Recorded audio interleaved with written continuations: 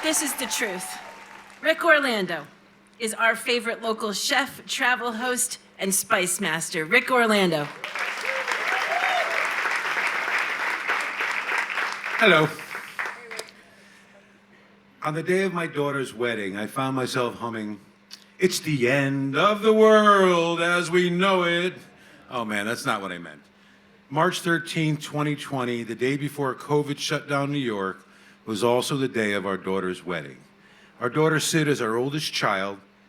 She's the most loving, empathetic, compassionate, and smartest person you'll ever meet. Of our 3 kids, we assumed Sid would be the last to get married, if she got married at all. She didn't seem the type to settle for anything or anyone.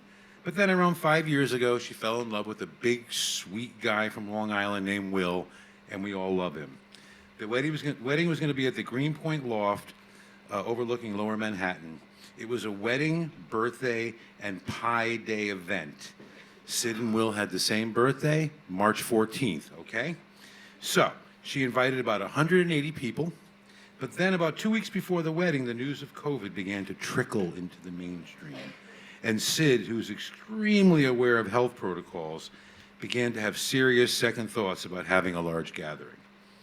On the week of the wedding, my wife Liz wisely decided to spend a few days down in the city to offer her support while I stayed up here and prepared the food, of course.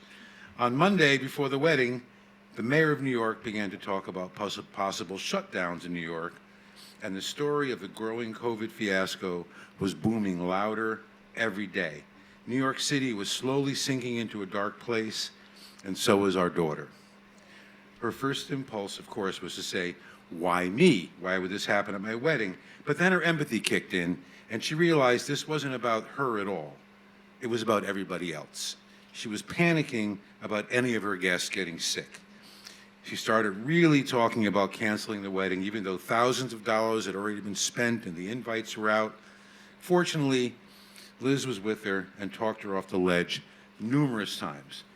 Then by Thursday morning, the wedding was on a Friday, New York City limited gatherings and the murmurs of COVID became more like Paul Revere galloping through the streets of New York yelling, "Corona is coming! Corona is coming!"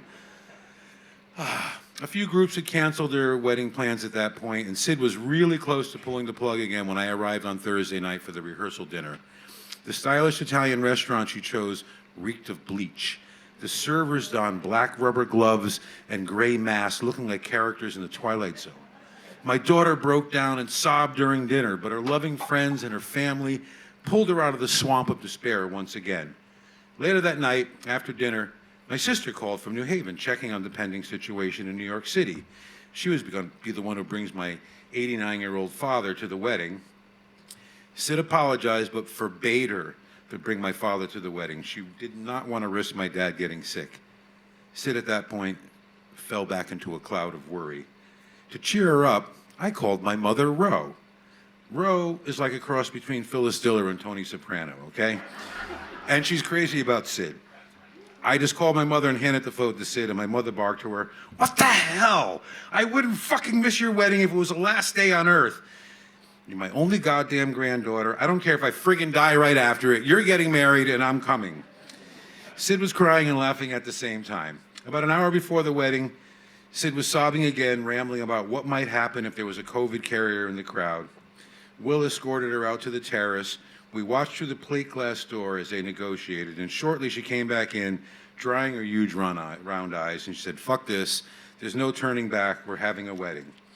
At 7 o'clock on Friday night, March 13th, the guests began to arrive. The Greenpoint Loft space was dressed up, twinkly and beautiful. The New York skyline was growing in the tall loft windows. Oh, I'll say the last line. The 130 people who were captive in the loft said, "It was indeed the end of a world if you know it, but we still partied like it was 1999.